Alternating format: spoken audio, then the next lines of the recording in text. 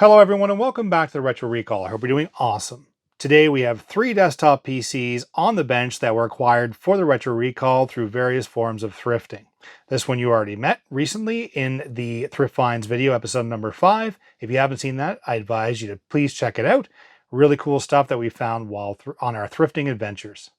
The first system here we paid 20 Canadian dollars for, second one is $10, and the third one is $10 as well. Now, one of the cool things about finding these particular systems in the wild is that you don't exactly know the specific specs of each system, whether someone has taken the time to upgrade a component or two in these, or quite frankly, did they remove all the components from them? You don't know that. It's one of the exciting things about going thrifting and finding these systems is actually going and experiencing those things, at least for myself as a retro enthusiast. And I ask myself the question, can we actually get these going or are they trash? We have lots to do today. Let's get right to it.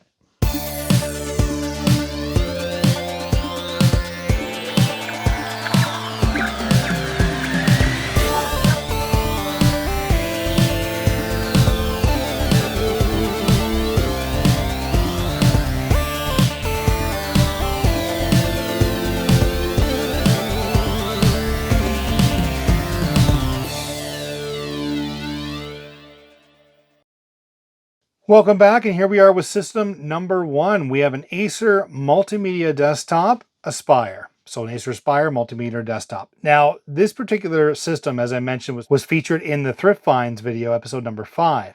I got a lot of viewer comments saying that this was a really cool looking system, really looking forward to seeing this system, seeing what's inside of it, etc. So we'll feature that first. We may as well and see if we can get this system up and running. So first thing we have is the Acer moniker here with the multimedia desktop. We do have 2 optical disc bays that are available. And one thing I did mention is that it does still have the plastic on the case, which is rare when you have a system this old that you'd still have some of this on this system. Now, one thing I like seeing on these computers are the original stickers, showcasing the different components that would have been installed in them. This person just went a little step further and kept the plastic protection on the panel black surfaces. That's pretty neat. Moving down, we do have a media expansion bay. So remember the day that we had these where they were actually phasing out the floppy disks, coming out with the 9-in-1 card readers or 15-in-1 card readers. Plus this particular one does have the 1394 connection in the front, as well as USB. I imagine this would be USB 1 or 2 at the latest. Down here, we do have Dolby Home Theater, so that's probably referencing the sound card system that's in the system. We also have a model number on the computer. We have an AM 5700-E5720A. Acer was always notorious for the long model information, model numbers that they had. And of course, we have what looks like an Intel Core 2 quad processor. So we have a Q8200 that's installed in this machine. I don't remember exactly the clock speed that this runs at. I'll post something just above here during editing to let everyone know what that is. But of course, we'll see that as we turn on the computer. Hopefully it posts. And then we have 4 gigabytes of DDR2 memory. Not sure if that's exactly what's installed in this machine. Same thing for the 640 gigabyte SATA hard disk. We're not exactly sure if that's what's inside. We have a super multi drive. So that's telling me that one of the bays are populated, not both, but it's nice to have that expansion. And then of course it says here that we have the McAfee trial for security. Windows Vista case badge, as well as of course the Intel Core 2 inside as well. So moving on to the side as we keep on going through this. So we have what looks like a hard disk light indicator here, just an LED. We also have the power up top. Down below, we have, it looks like the DVD RW Super Multi-Disc written on the side with a disc indicator as well as what looks like an eject button. So this looks like the actual eject button itself. You just push that, the whole thing moves. And then, of course, we have a secondary one here. This is much lighter, as I mentioned in the Thrift Finds video, so it looks like that's not populated. We have, it looks like some additional ventilation in here going through the system. I love the look of this case. I mean, for a system of its age, I really like the look, and it seems to be in really good shape. It is quite filthy, but it does look to be in really good shape. One thing I'll mention is, before we move on to the side and go around the back, is the top of the case. So if you notice here, and I think I mentioned this on the previous Thrift Finds video, is that this actually pops up and it looks like, other than all the dirt inside, you could put an external hard disk there as like a USB external drive and plug it in to one of these 4 USB ports. And some of those drives came with the requirement for 2 because of power requirements. So you could actually occupy 2 while maintaining 2 additional USB ports for potential, thumb drives or external other drives that you wanted to use. And of course, conveniently, you do have access to the microphone and the headset jacks, which is really convenient. I really like this setup. You pop your drive in there, your external drive, access it for extra storage, or potentially if you had music on there, or again, it's a multimedia system, and then having it directly plug in very conveniently into one of these 2 ports. And again, very good condition. Continuing on, we have the Acer logo engraved right into the side of the case. We have our Windows Vista sticker with some Acer regulatory information, and it says an Aspire M5700 multimedia PC. And along the back, we have our power supply. Nothing fancy there, pretty standard. Looks to be pretty good inside, believe it or not. Usually I see, these are really caked with dust and dirt. And given the amount of dirt and dust that's on the system, I'd expect to see that, but I'm not seeing that now. And the same thing along the back here. This is where you'd hook up an auxiliary fan, a case fan that you could plug in and or screw into the chassis and be able to have additional ventilation. So we have 2 PS2 ports, 1 COM port still populated in this day. We have onboard VGA, 4 additional USB ports. So now we have 8 USB ports, a 1394 FireWire connection built on Ethernet, and we have our 6 ports for our audio, so our Dolby audio. So it's nice to have all the different expansion. And then of course down here we have another video card. I don't know if it's a video card that's mounted or if it's actual breakout cable. Sometimes these OEM systems had like a breakout cable going from the built-on graphics on the motherboard. So then it would have, of course, the VGA output, but then this would just give you an extra port to be able to hook up DVI, for example. Or in today, you can get the DVI to HDMI connector. On the back, we have a little port. Is that for optical? Yeah, it looks like it is populated. So it looks like we have an optical out audio as well. That's pretty neat. I'll pop that in there. I didn't notice that the last time we were looking through the system. And again, some additional expansion, looks like an additional ventilation. And over here we have again, Acer logo is on the side, but we also have this huge area for additional ventilation. I like cases that had this. I mean, back then we didn't have a lot of these cases with the LEDs and things like that, inside. But these were more for ventilation purposes, and having this allowed additional ventilation. I'm going to go ahead and get this camera all set up so we can have a different view inside this computer. Okay, welcome back, and we're all situated back on the bench, and look at this huge wind tunnel. Definitely promoting good ventilation outside where it should for the CPU. But you can see that it's actually not that bad. It's dirty inside, of course, but not terrible. We do have, along the back, we do have that optical out that I had mentioned for our audio, so it's nice to see that breakout here and connected. We also have a card that's plugged into the PCI Express 16, but it states on it that it is an add-on card, specifically saying that. I'm just going to take this out real quick and just take a look to see what this looks like. So here we have a DVI add-in card. So I have never seen one of these, to be honest with you. It doesn't look like it's utilizing, based on the interface here, that it's utilizing the whole card.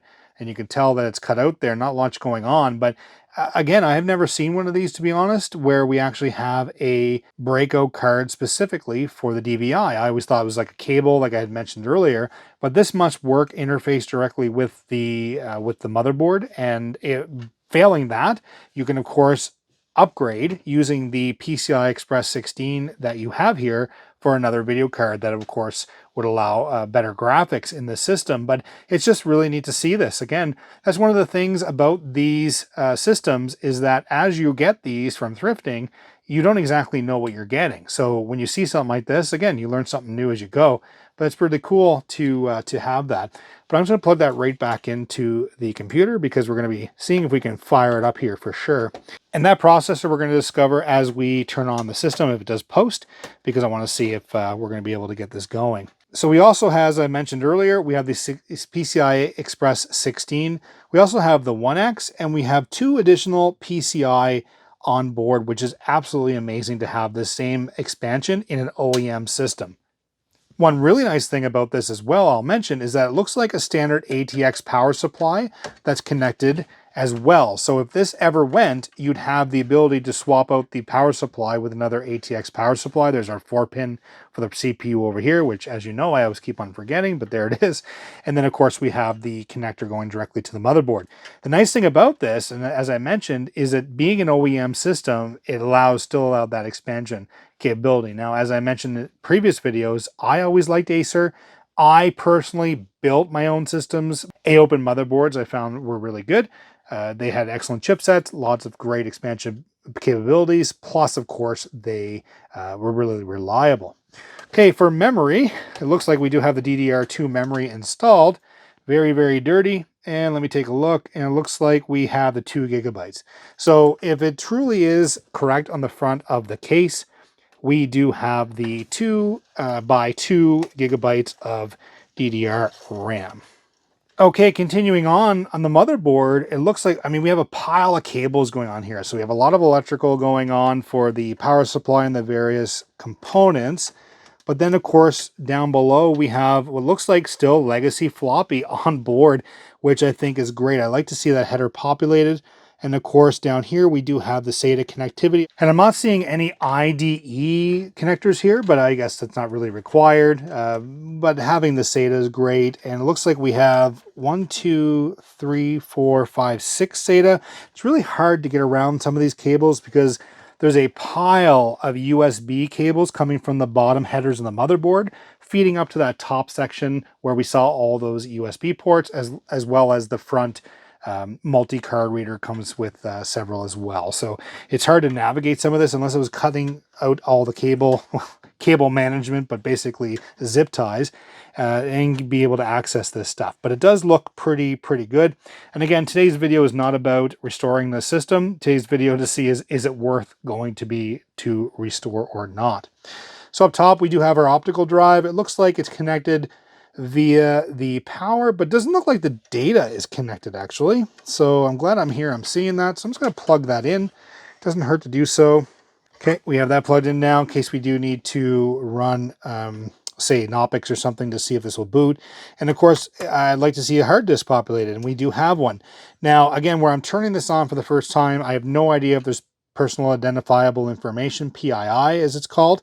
So I will be being monitoring for that. And you know, as much as I love getting a hard disk with a system because it offers me the ability to go and utilize the hardware in other systems, especially older systems, especially with spinning rust, as I call it, I don't recommend that at all for anybody. So if you do have an old drive like this, please destroy your data on it. Please don't, you know, if there is data on this, you don't want that getting in the wrong hands.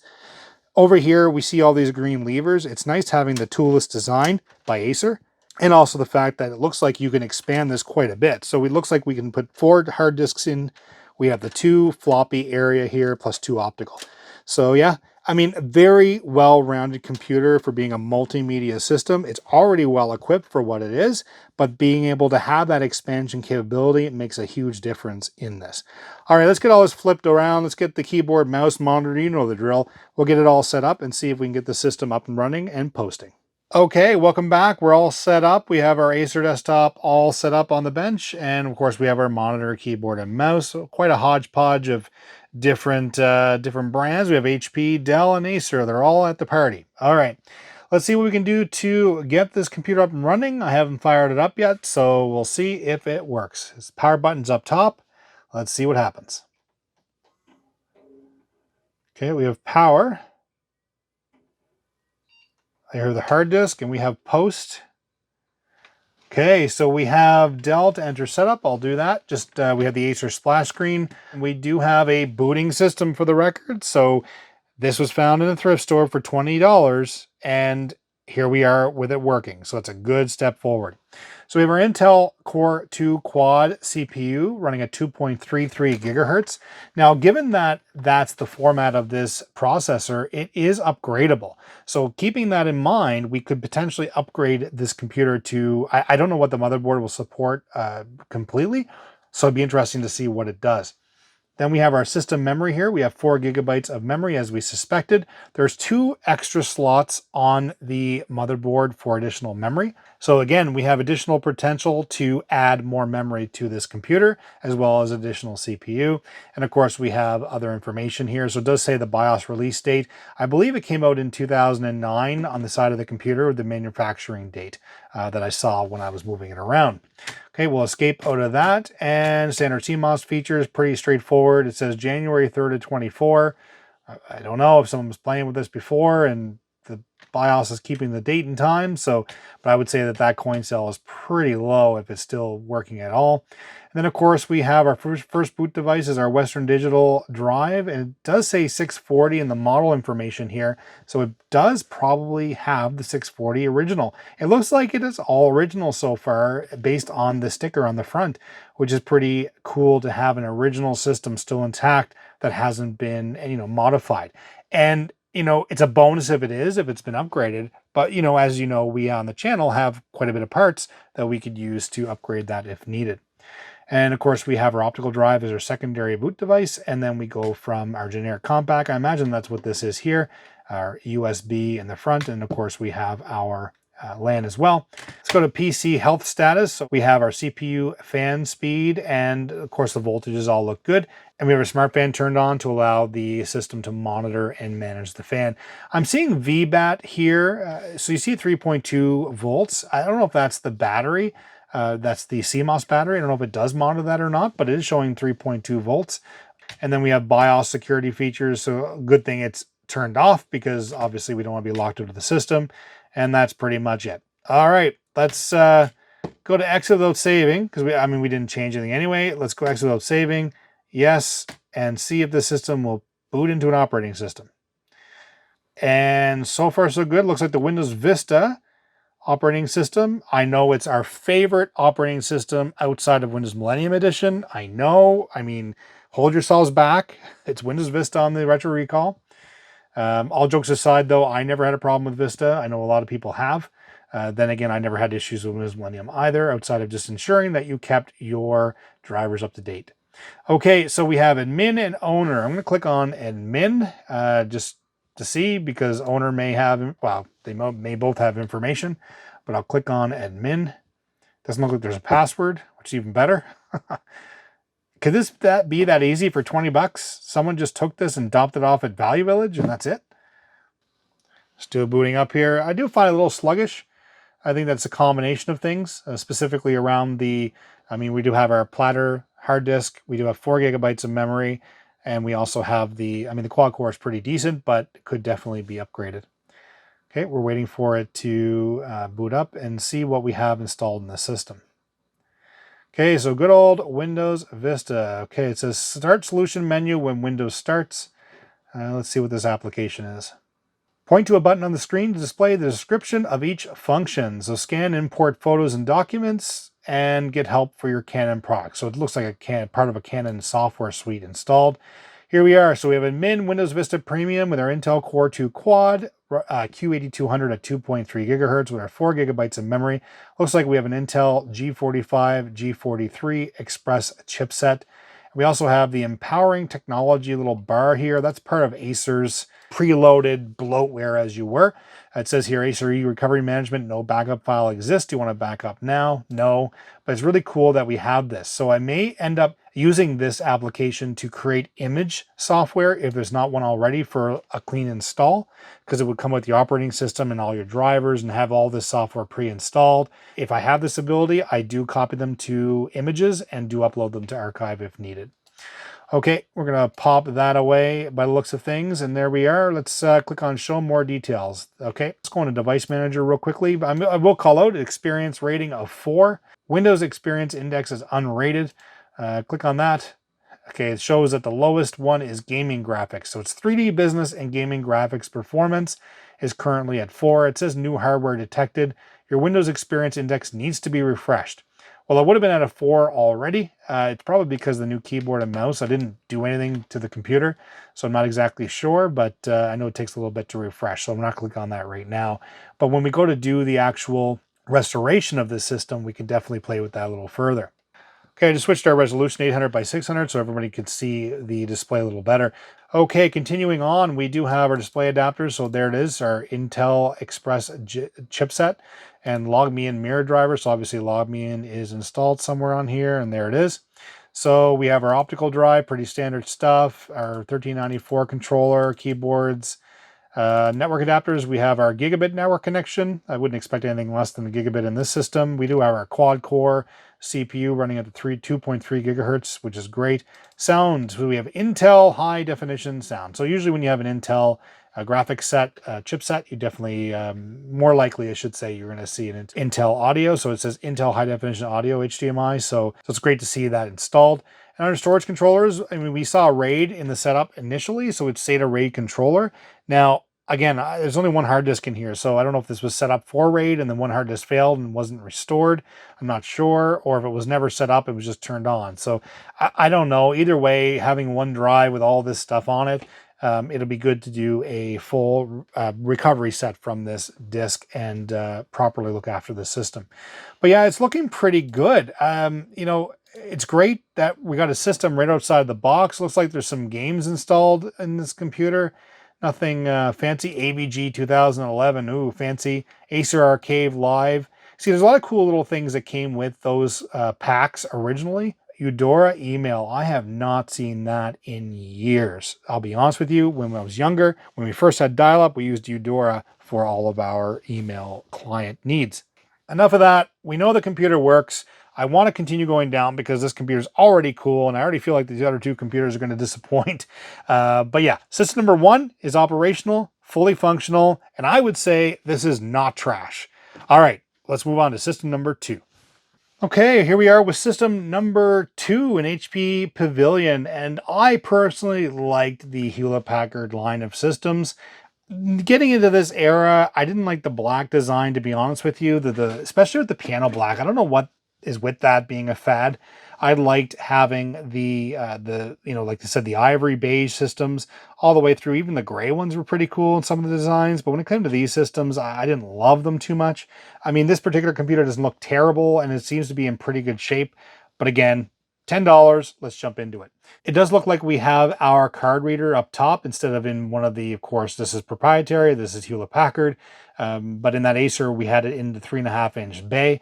Up here, we do have, it looks like in a custom kind of bezel format. And then here it says we have LightScribe DVD Super Multi-Drive CD writer, and then nothing's written here. So we have it engraved here, so I imagine that's what we have installed. Nope, we don't have anything installed. No optical drive. Anything here? Nope, we don't have that either, just a blank plate. Okay, so no optical drive, so there we go. And then we have this HP Pocket Media Drive Bay. I had one of those back in the day. It's proprietary to Hewlett-Packard. You can use it as a USB device, plugging it into the back of the computer, into a USB port, or you can literally take it and slide it in here, and that's what the eject button is for, and all of a sudden it becomes part of the system's storage. And so it's pretty cool to see this. I think I still have one laying around somewhere. I definitely have the larger size, so they came in 2 different sizes. Obviously this one here for a pocket media, but then they had the personal media bays as well. Down here, let's open that up. Okay, so it does open. All right, so we have 2 audio jacks in the front. Looks like we have our headset and our microphone, along with 2 additional USB 2, and it is labeled USB 2 in the front.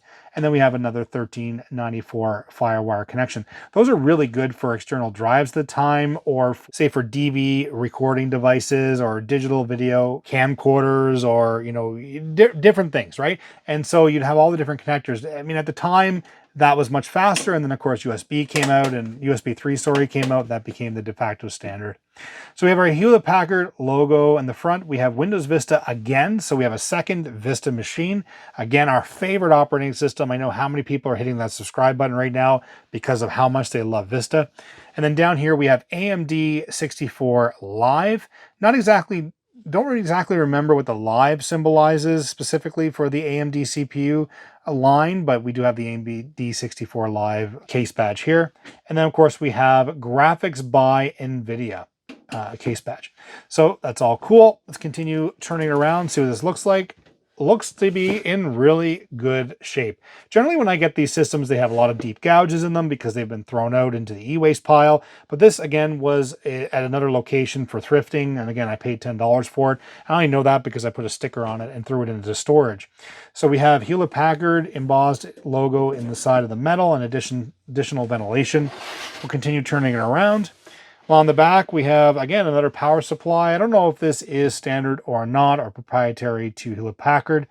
Looks like we have a modem installed, which is really neat to see because I can't have enough modems in my life, right? And then over here, we have 6 additional audio ports for our external sound.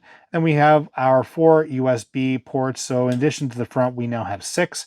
We have our Ethernet, another 1394 connection. This time is again it's full size. So we have 2 full size 1394 connections. Built-on graphics right on the motherboard. Looks like we have our digital audio out, our SPDIF audio. And of course we have 2 PS2 ports. Okay, let's flip this all around, get a better view and see what we can discover on the inside of this chassis. And here we are with system number 2 in all of its glory. This is the top of the case, by the way. I haven't flipped around just because of the way the motherboard is oriented in the case.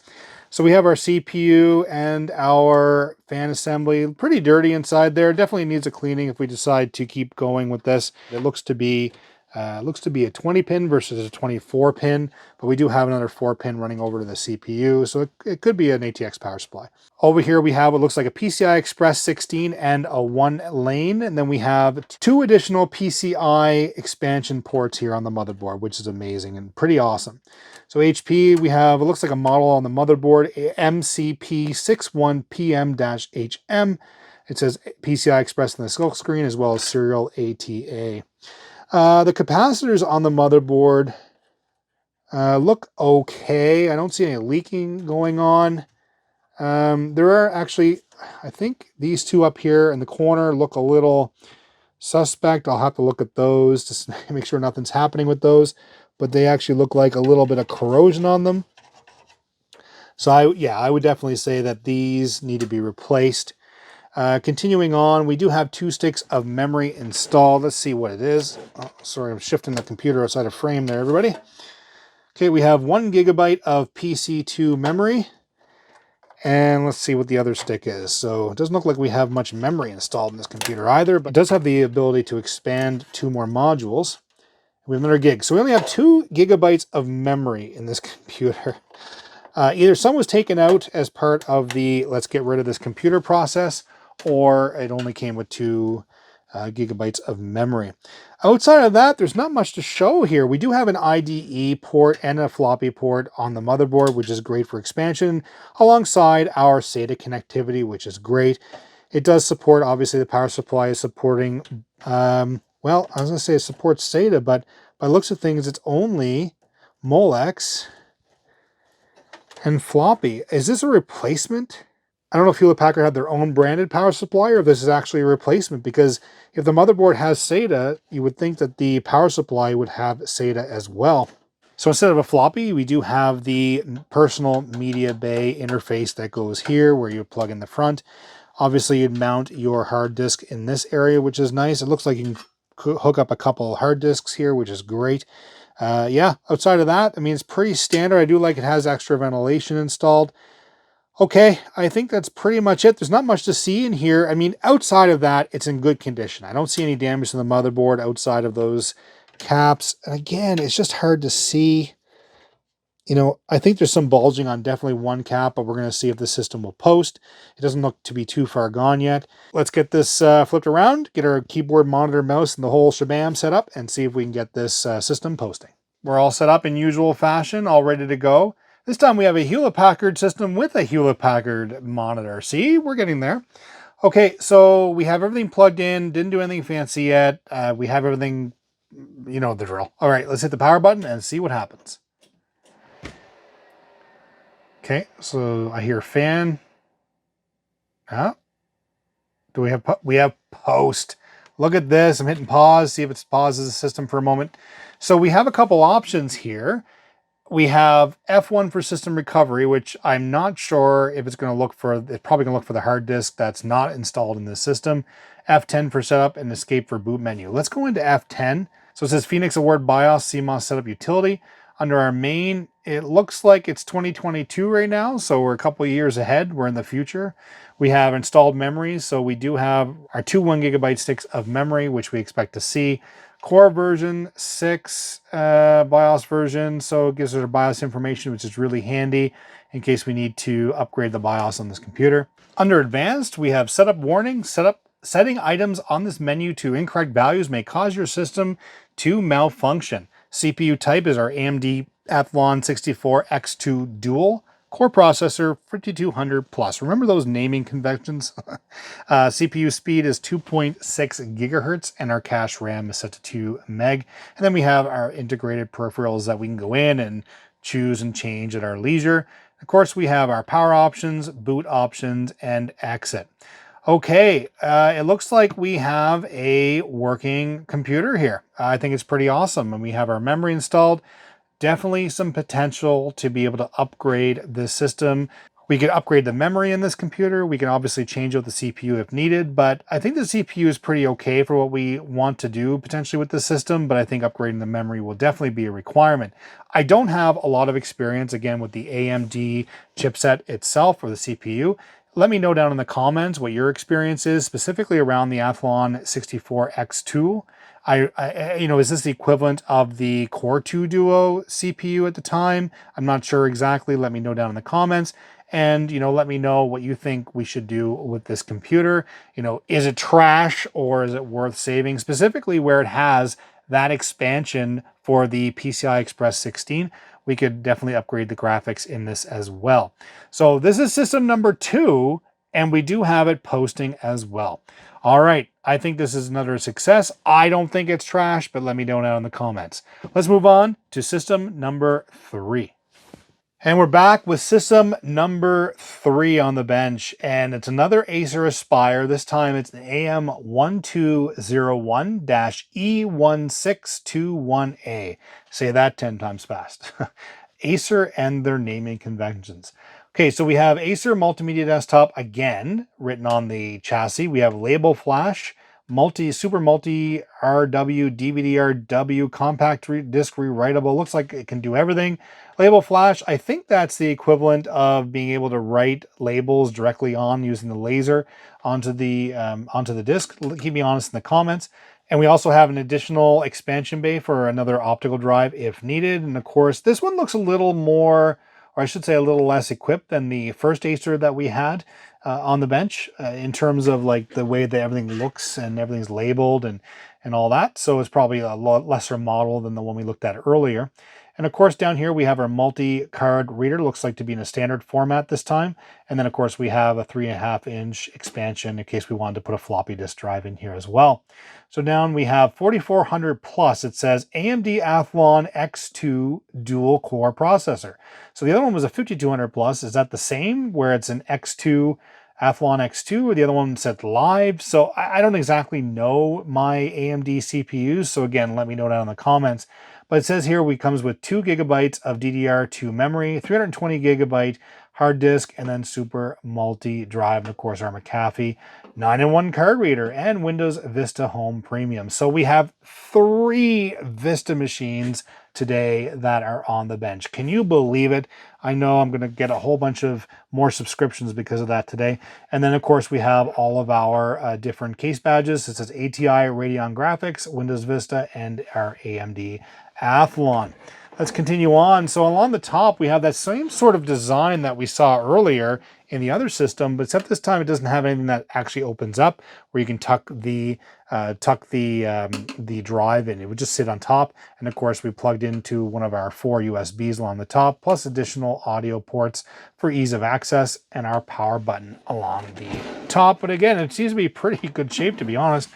We have our Acer engraved on the side again. We have a bunch of regulatory information and our operating system key. Okay, let's flip around the back and take a look. So we have our, well, it looks like a lopsided tower, I think. It's probably missing, I think it's missing a foot or something. No, it's missing something.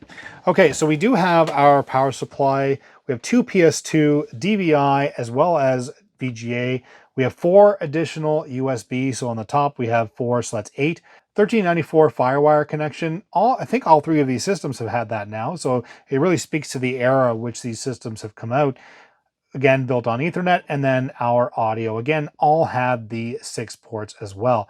It looks like there was an expansion card installed. Doesn't look like it's installed anymore, obviously, but we'll see what we see inside. We have additional ventilation options here. It doesn't look like it's populated with anything.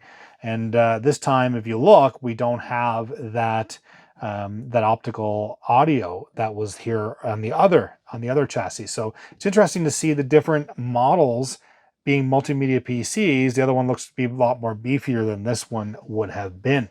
Okay, let's flip around the other side as well. We have our same type case, our Acer with our additional ventilation.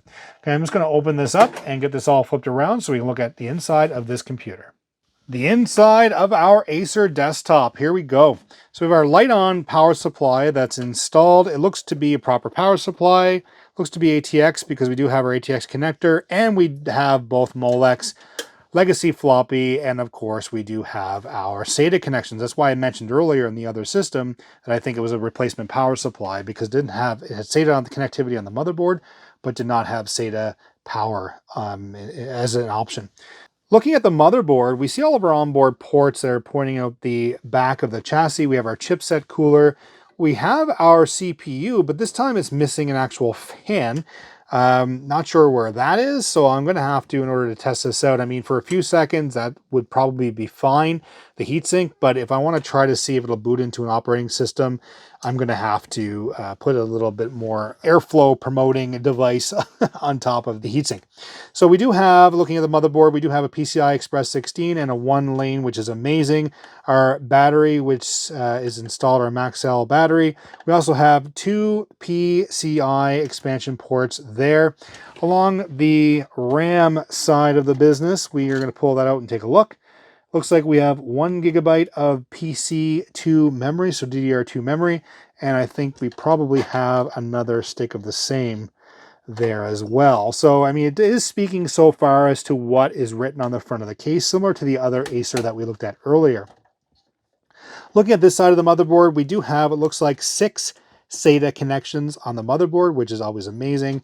And this time we do have our floppy legacy, but we also have an IDE here as well, which we do not have that in the other system. But one thing I am noticing is that the memory, the 2 additional banks that you'd be able to normally put memory in, you can see where they are on the motherboard, but they're not populated with the sockets. So let me know down in the comments if this is something that could be potentially done on this computer. Could we add additional sockets, so transplant that from another motherboard?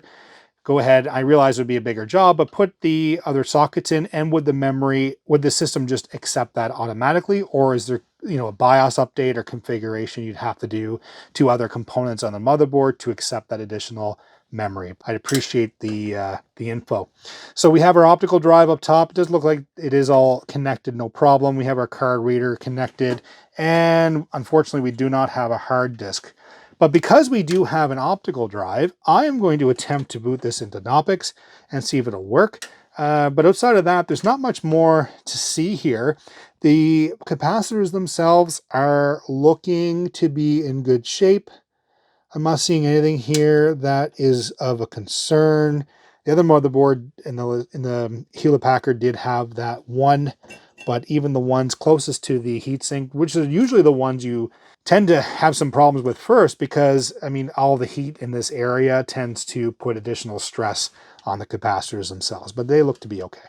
I think it's good to say that we can see if we can get this system posting and see if we can get it into a live operating system. I'm going to go see if I can find a fan first, and then we'll go from there. Here we go. And we're back with system number 3 on the bench, all set up and looking really good. Let's hit the power button. Everything's plugged in and see if we can get post. We have power, a couple beeps.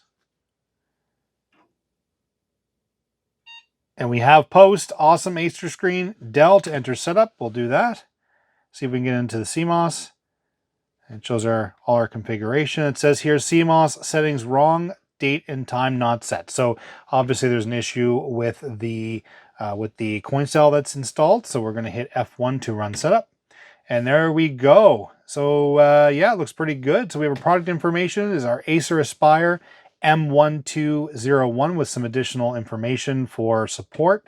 Under standard CMOS features, we have our date and time. Obviously, it's incorrect because the coin cell is not working, holding the charge, but we do have our 2 gigabytes of memory. So again, as I mentioned earlier, it'd be interesting to see what we could upgrade this to, and are we able to transplant a couple of memory slots over from a donor motherboard to see if it would support additional memory right off the hop, or we'd have to do additional hardware tweaking to do that. I think that'd be pretty neat. Okay, under our advanced chipset features, looking at this, we have our AMD Athlon 64X2 dual core processor 4400 plus. Oh my goodness. What's wrong with just a Pentium 200? That's a mouthful. But it's nice to see that we have one installed in this computer. And again, I added a fan to the heatsink. And we do have our cache memory. It's running at 2.3 gigahertz, the processor. It shows our multipliers and all those good things. Under our integrated peripherals, pretty straightforward stuff here. I'm just testing it out to make sure that everything still works. Generally, when you're moving around in the BIOS, at least my experience is, if you're going to have any sort of lockups, generally this is around where it would start. But so far so good. Click on PC health status. So there we go. We have our CPU temperature running at 56 degrees Celsius, system temperature 29, and motherboard temperature is running at 35. Our fan speed is 1100 RPM, pretty good. Our CPU core voltages and everything else is looking to be pretty good. And our 5 volt is there as well. So everything's looking pretty good there. I'm happy with this. So, but by looking at the date, I want to actually just look at something. Looking at the date of when this would have been, yeah, BIOS release date, here we go. So this is May 7th of 2008. This is very similar to the release time of that first Acer that we had on the bench earlier. That's pretty cool, but it goes to show the different configurations you can get at the time. Okay, I think we need to load up Knoppix and see if it remains stable to be able to run an operating system. So I'm going to restart the system and see if we can get into Knoppix. Okay, so it is detecting our 2 CPUs, which is great. And it's in the process of detecting our other hardware. 1.7 gig of memory. I imagine some memory is currently being shared with the onboard graphics. So we have our AMD graphics, ATI RS 740, Radeon 2100, and our sound is AMD ATI SB Azalea Intel HDA. So it wouldn't hurt from having potential upgrades to the system in terms of graphics, sound for sure. Definitely memory. So definitely some key components, but outside of that, so far so good. And here we are booted to the Knoppix 9.1 desktop live CD, and it seems to be working really well. You can see here we're using very little of our resources that we have. It's a lot to be said for it. I think it's pretty neat. But yeah, I mean, the reason we do this during testing is to make sure that you can actually put an operating system on here and it will work, just to make sure that the rest of the hardware seems to be working fine, including the memory. So I was to say that this is a successful test. Number 3 for $10. Is this trash? Well, no. I'm going to say it again. 3 systems on the bench, and I'm going to say that this number 3, even though it's not as stellar hardware as the first one that we saw, it definitely is not trash. It has lots of capability. Let's wrap this up and head to our outro. And here we are at the end, and it's hard to believe we're here already. 3 really good looking systems overall. Even for OEM systems, I think they're pretty darn good. And I still love the first one. The first one's my favorite of the 3 if you're going to ask me. But we have our Acer Aspire AM5700 series with our quad core 8200 running at 2.6 gigahertz and 4 gigabytes of memory. Fully expandable. We can do lots of stuff with this system, whether it comes to the memory, even the CPU. We could definitely do something with this. I think what we're going to do with this computer is actually restore it back to the original, maybe add some additional memory and see what we can do, because I'd like to experience Windows Vista. I know I made jokes about that earlier, but there's been some requests already on the channel to do that, so it'd be pretty neat to do that with this system and experience what that was like back then, including adding a different graphics card. And for system number 2, we have the Hewlett-Packard Pavilion with that AMD 5200 Plus CPU installed with, I believe it was the 4 gigabytes of memory was installed in this computer. I could be wrong, but essentially with that memory, actually, I think it was 2 gigabytes. And with the PCI Express on the motherboard, we have the ability to upgrade this even further, which I think would be pretty neat. Let me know down in the comments what we should do with this computer. I think it'd be pretty cool to restore this. I wish I could find a HP Pocket Media Drive Bay around here somewhere. I'll keep an eye out, but it'd be pretty cool to test that out as well and get a different operating system running on this computer. And for our third system, we have our Acer Aspire, little brother to the guy over here on the left, AM1201 with that 4400 plus AMD X2 CPU. And again, let me know in the comments the difference between this guy and this guy. They both say the X2, they both say the AMD. This is a 5200 plus, this is a 4400 plus, and both were showing dual core. So let me know down in the comments what the difference of the nomenclature with the Live is compared to just the Athlon X2 64. I'd really want to know down in the comments, as well as with this system, with the potential of this computer. I mean, it's not bad. We do have the ability, we did boot into Knoppix, no problem, but we do have the ability potentially to upgrade the memory in this computer. We do have that expansion PCI Express as well, which gives us more capability. And I did ask the question to everybody in the audience. Hopefully you guys can let me know down in the comments as well if it be possible to add those extra 2 slots where the motherboard looks like we do have solder points for that. Let me know in the comments. I really want to know. I think it'd be awesome to hear from everybody. But yeah, here we are with 3 systems that were purchased from thrift stores, $20, $10, and $10, $40 total that was spent. Are they trash? My verdict is no, they are not trash. All 3 post, all 3 have expansion capabilities, and all 3 can get up and running again. And I think that is absolutely awesome, keeping them out of e-waste and being recycled and all that stuff. We're going to be able to give life to these computers once again. That said, if you liked today's video, please give it a thumbs up. If you haven't already, please hit that subscribe button. Makes a world of difference, helps this channel grow. Please hit the notification button, change it to all. You'll be notified of new content such as this. Please leave a comment down below. What do you think about these computers? Have you owned these computers before? Do you think they're trash? Let me know in the comments. I love all your comments. I respond to absolutely every one of them.